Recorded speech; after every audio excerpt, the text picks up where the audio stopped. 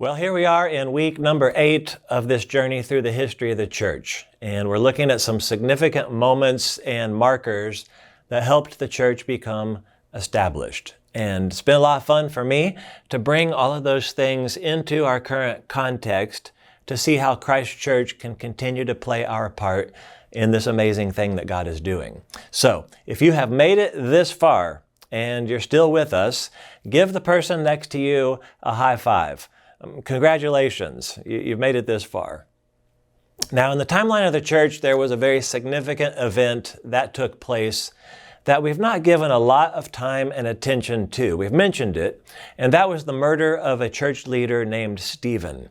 Now, you can read all about that at the end of chapter 7, but we did note last week that 2 things happened as a result of that. One is that the people in the church started to scatter. Right? They started to disperse outside of Jerusalem where the church existed.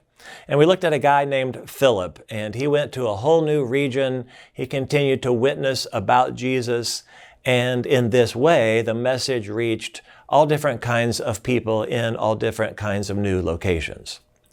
The other thing that happened as a result of Stephen's death was that people who were opposed to the church or even downright angry about what was happening, or in some cases, people who were still holding fast to Jewish faith and did not want this new message to catch on, those people actually became more aggressive and tried to persecute the disciples and the church even more.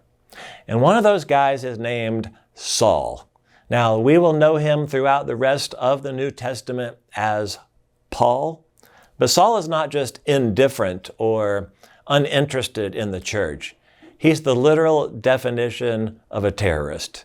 I'm not sure I can even come up with a modern day equivalent of someone who hates Jesus so much that they would devote their life's mission to trying to stop his message and his followers to the point of eliminating them entirely.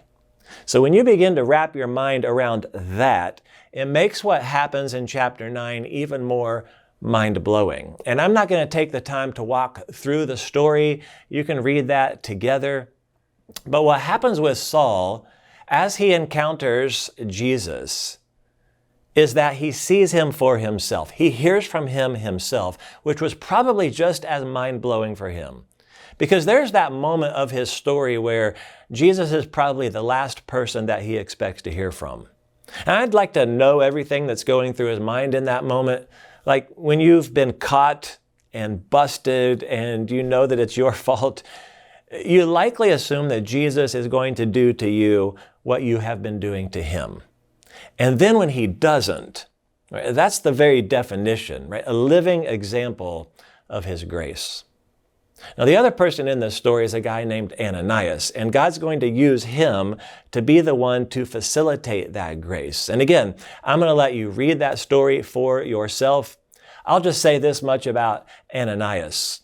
He probably has a lot of hesitation. He pushed back. He probably had some fear based on what he had heard and known about Saul, right? Someone who has been a threat to the church and to people that maybe you even likely know. But I think in general, he maybe represents what we're called to do as a church.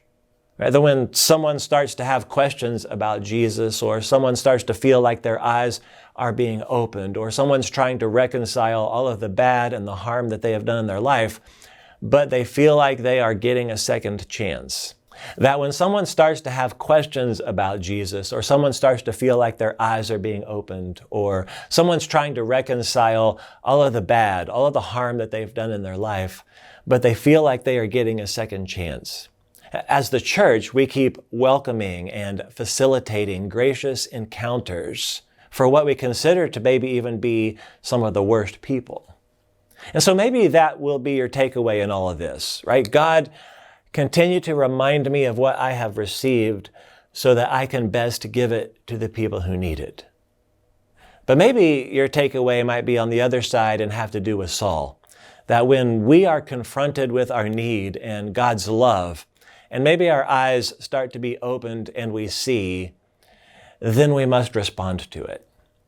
So I'll just leave this question hanging and you can discuss all of this, but when in my life right? Have there maybe been moments and events where God has been trying to get my attention? And this is so important because there are limited windows of opportunity to respond. And the question should be, am I going to pay attention or am I going to keep ignoring that? Because those life-changing moments can only take place when I pay enough attention to notice that God is speaking. And when we respond, we come to receive His unstoppable grace.